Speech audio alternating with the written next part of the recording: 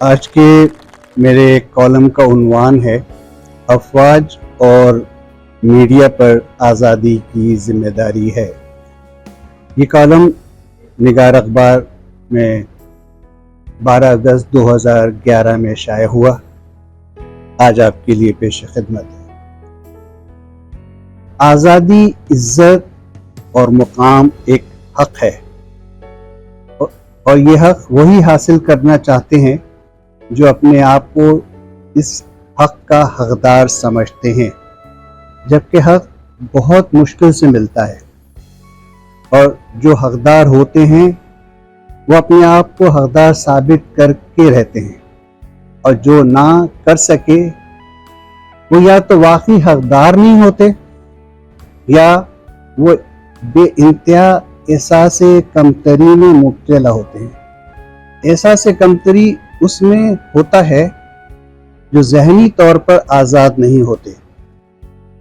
جب ذہن آزاد ہوتا ہے تب جسمانی آزادی کی خواہش جنم لیتی ہے۔ جسم ایک آلہ ہے جس پر ذہن کا کنٹرول ہوتا ہے، اس لیے آزاد ذہن ہی جسمانی، معاشرتی اور ثقافتی آزادی کی خواہش اور حفاظت کرتا ہے۔ اگر ذہن غلامانہ ہی رہ جائے تو جسمانی آزادی بے معنی ہو جاتی ہے، اور لاشعوری طور پر اس سے ایسے حرکات، ایسے اقدام سرزد ہوتے ہیں جو آزادی پر ایک دھبا معلوم ہوتے ہیں، اور اپنے آپ کو تسلی دینے کے لیے یہ بار بار یقین دلانا چاہتے ہیں کہ ہم آزاد ہیں۔ آزادی بہت بڑی نعمت ہے، اور آزادی کی قدر بھی وہی کرتے ہیں جو اپنے آپ کو آزادی کا حقدار سمجھتے ہیں۔ جو سمجھتے ہیں وہ ثابت کرتے ہیں کہ جسمانی آزادی بے معنی ہے جب تک ذہن آزاد نہ ہو۔ جسم ذہن کا تابع ہے، اور جسم پر ذہن کا کنٹرول ہے۔ ذہن اگر مفلوج ہو جائے تو جسم پر فالج کا حملہ ہوتا ہے، اور جسم کا کچھ حصہ بیکار ہو جاتا ہے یا بے بس۔ جسم ذہن سے نہ لڑ سکتا ہے نہ مقابلہ کر سکتا ہے۔ جسم ذہن کے آگے بے بس ہے، اسی لیے جسمانی آزادی سے زیادہ ذہنی آزادی کی اہمیت ہے۔ وہ قوم اپنی آزادی قائم رکھ سکتی ہے جو ذہنی طور پر آزاد ہو یا اپنے آپ کو آزاد سمجھتی ہو۔ آزاد وہی سمجھتا ہے جسے اپنے آزاد ہونے کا یقین ہو۔ محکوم قوم کے لیے جب جسمانی آزادی کے لیے جدوجہد کی جا رہی ہوتی ہے تو قومی رہنما اپنی قوم کی ذہنی آزادی کی تربیت ساتھ ساتھ کر رہے ہوتے ہیں۔ وہ اپنی قوم میں یہ اعتماد پیدا کرتے ہیں کہ وہ آزاد رہ سکتے ہیں اور آزادی ان کا حق ہے۔ جب کسی قوم کو یہ احساس ہو جائے کہ آزادی اس کا حق ہے تو ان میں ایک جذباتی تبدیلی رونما ہوتی ہے، اور یہ تبدیلی ہی ان میں سوئے ہوئے جوش و جذبے کو بیدار کرتی ہے، جس کے بعد وہ اپنے حق کے لیے جان کی بازی لگا دیتے ہیں۔ پھر اللہ مہربان ہوتا ہے، اور جب اللہ کا فضل شامل جدوجہد ہو جائے تو آزادی نصیب ہو جاتی ہے۔ قومی رہنما محکوم قوم کو حاکم قوم بنانے کے لیے ان میں قومی جذبہ بیدار کرتے ہیں، جس کے بعد ایک آزاد قوم وجود میں آتی ہے۔ قومی جذبے کے بغیر قوم آزادی کا جشن تو منا سکتی ہے، مگر وہ آزاد ہو چکی ہے اس کا اسے خود یقین نہیں ہوتا، کیونکہ لاشعور میں تبدیلی نہیں آئی ہوتی ہے۔ لاشعور میں تبدیلی ذہن سے آتی ہے، اور آزاد ذہن کو ایک آزاد ماحول چاہیے ہوتا ہے، اور ماحول ثقافت سے بنتا ہے۔ اگر ثقافت آزاد ہو گئی تو ذہن بھی آزاد ہوگا، اور اگر ثقافت محکوم ہے تو ماحول اور ذہن کبھی آزاد نہیں ہو سکتے، کیونکہ ثقافت قوم کی پہچان ہے، اور پہچان ہی سب کچھ ہے۔ تبھی تو ثقافتی آزادی کی اہمیت جسمانی اور ذہنی آزادی کے برابر ہے۔ اس لیے زندہ قومیں اپنی ثقافت کی حفاظت کرتی ہیں، کیونکہ ثقافت سے ایک آزاد ماحول وجود میں آتا ہے جو اپنی نسل کی پرورش کرتا ہے۔ ہر قوم کا مستقبل اس کی نسل ہوتی ہے۔ اگر نسل بگڑ جائے، بے راہ ہو جائے، تو قوم کا مستقبل غیر یقینی ہو کر رہ جاتا ہے۔ جبکہ ہر قوم کی ماضی کی جدوجہد اس لیے ہوتی ہے کہ حال خوشحال ہو، کیونکہ اس خوشحالی پر مستقبل کا دار و مدار ہوتا ہے۔ ہر ملک کا میڈیا جو پروگرامز اپنے ذریعے پیش کرتا ہے وہ اس ملک کے معاشرے کا عکس ہوتے ہیں، اور معاشرے کا عکس ہی ثقافت ہے۔ بھارت کے سابق وزیر اعظم کی ایک تقریر کا مفہوم کچھ یوں تھا: زمانہ بدل گیا ہے، اب جنگیں سرحد پر نہیں ہوتی، سرحد پر جنگ سے افواج کا نقصان ہوتا ہے اور قوم محفوظ رہتی ہے۔ سرحد کے پار جا کر ثقافتی جنگ کی جائے تو قوم خود بخود تباہ ہو جاتی ہے، جس کے بعد جنگ کی ضرورت باقی نہیں رہتی۔ ان کی اس تقریر کی روشنی میں اگر ہم اپنے گرد نظر ڈالیں تو ہم کو سمجھنے میں زیادہ مشکل نہیں ہوگی۔ ہماری ثقافت، ہماری معاشرتی قدریں اسی ثقافتی جنگ کا شکار ہیں۔ بھارت نے آج تک ہمیں دل سے تسلیم نہیں کیا۔ وہ اپنے اٹوٹ امن کے خواب سے آج تک بیدار نہ ہو سکا۔ ہمارے شاعر مشرق کے خواب کو غلط ثابت کرنے کے لیے اس نے سرحدی جنگیں کی۔ ایسی جنگوں سے کم یا زیادہ نقصان دونوں کو ہوتا ہے۔ اس کے علاوہ دنیا کی نظر میں غاصب اور جارح ہونے کا طوق گلے میں الگ پڑ جاتا ہے، اور مد مقابل قوم میں مقابلے کا جذبہ انہیں اور طاقتور بنا دیتا ہے۔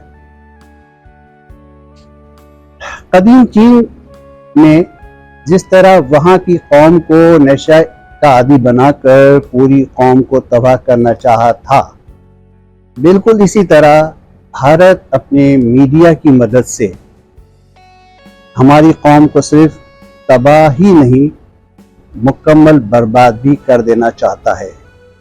اس میں انٹرنیٹ اور تفریح کے نام پر بیہودہ پروگرام پیش کر کے، جس میں کم لباس کے مناظر اور حد سے زیادہ عریاں ڈانس، قابل اعتراض مکالمے کا سہارا لے کر اپنے پروگرامز میں کشش پیدا کی، اور اس کشش کو ایک نشے کی شکل دے کر ہمارے معاشرے اور نوجوانوں میں سرایت کرتا چلا گیا، اور ہم معصوم اور بے خبر غیر محسوس طور پر اس نشے کے عادی ہوتے چلے گئے اور ہوتے جا رہے ہیں۔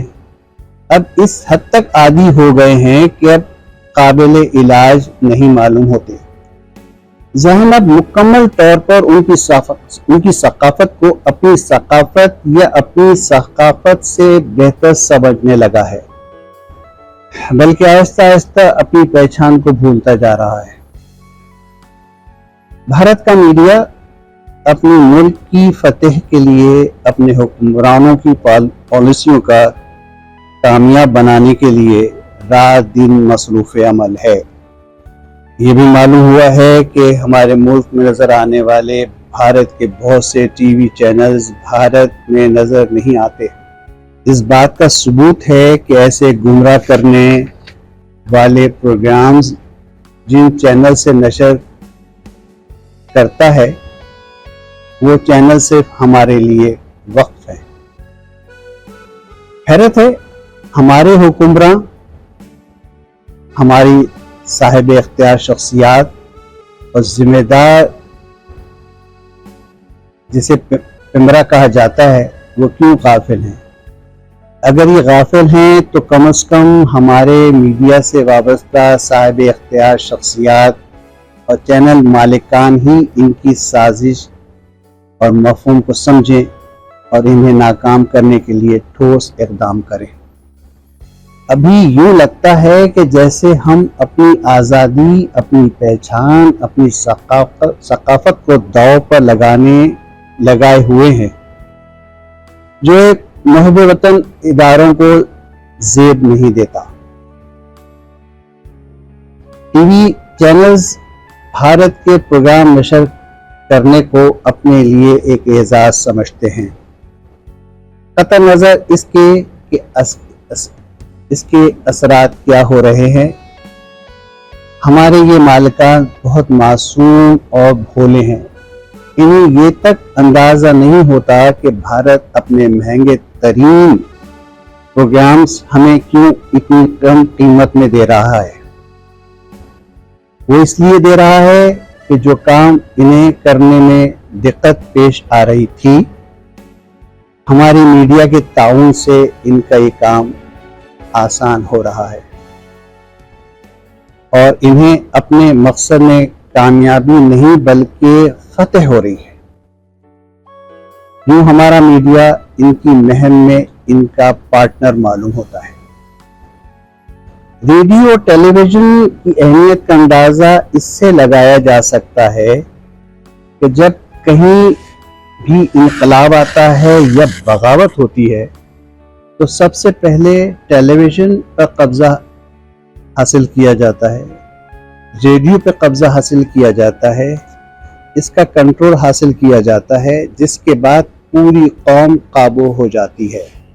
دنیا میں بہت سے ممالک آزاد ہوئے، مگر کسی بھی ملک میں آزادی حاصل کرنے کے بعد اس ملک کی ثقافت اور معاشرتی قدروں کو نہیں اپنایا اور نہ اہمیت دی جن سے جدا ہو کر وہ آزاد ہوئے۔ اگر وہ ایسا نہ کرتے تو ان کی آزادی کی خواہش اور آزادی کی جدوجہد، آزادی کا حصول غلط ثابت ہوتا۔ بھارت اپنے اور ہمارے میڈیا کے ذریعے ہماری قوم کے ذہنوں پہ قابو حاصل کر رہا ہے۔ جس روز مکمل قابو ہو گیا اس روز ہماری قوم کو ہم غلط اور وہ درست لگیں گے۔ جس طرح آج ہمارے ڈرامے، ہماری فلمیں، ہمارے انٹرٹینمنٹ کے پروگرام غلط یا کم معیاری معلوم ہو رہے ہیں اور ان کے درست اور معیاری معلوم ہو رہے ہیں۔ ابھی بھی وقت ہے ہمارے میڈیا کو اپنی روش بدلنا ہوگی۔ اپنی قوم کی پہچان اور آزادی کے بدلے مالی نقصان کی کوئی حیثیت نہیں ہے۔ اس ملک کے طفیل ہم ہیں، ہمارے ٹی وی چینلز ہیں، اس لیے ٹی وی چینلز اور میڈیا کو اپنا کردار ادا کرنا ہوگا تاکہ ذہنی آزادی کا دور شروع ہو، پھر ہماری قوم فخر سے کہہ سکے کہ ہماری پہچان دیکھنی ہے تو ہمارے میڈیا کو دیکھو، ہم آزاد ملک اور آزاد قوم ہیں۔ ہم صرف 14 اگست کا جشن منا کر اپنے آپ کو یقین نہیں دلاتے کہ ہم آزاد ہیں۔ جس طرح سرحد پر افواج جسمانی آزادی کی حفاظت کرتی ہے، اسی طرح ملک میں میڈیا ذہنی آزادی کی حفاظت کرتا ہے۔ آزادی قائم رکھنے کے لیے یہ دونوں اہم ہیں۔ ان دونوں شعبوں پر ملک اور قوم کی آزادی کی ذمہ داری ہے۔ اللہ سمجھنے اور عمل کرنے کی توفیق دے، آمین۔ شکریہ۔